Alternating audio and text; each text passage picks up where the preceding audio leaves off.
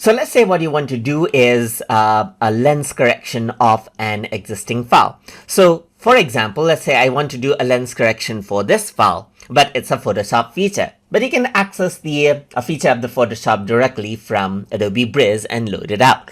So to do that, you can select out one or multiple images that you want to do the lens correction of. And then you can go to tools right here. Then under Photoshop, you can see that lens correction is an option. So once you go ahead and load it out right here, then it loads up Photoshop. So you can see that Photoshop has been loaded out right here and lens correction opened up as well. So you can see that I am using this file right here, and I can choose a destination folder as well and choose a file type I want to export the lens correction right here.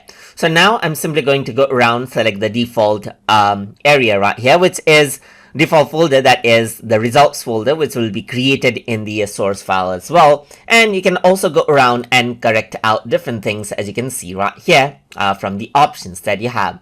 So it may be one or multiple files. You can simply go around and press OK right here. And then what happens is that it simply will load out the image in Photoshop like this and will correct it out. The lens correction actually happens right here. So once you go ahead and do that, you can see that the results folder actually opens up right here. And then over here, you can see that this is the lens corrected file right here with subtle lens correction done as needed. And that is how you can utilize the lens correction effect directly from Adobe Bridge. So hope you guys learned something as always. And as always, please like, comment, share, and subscribe.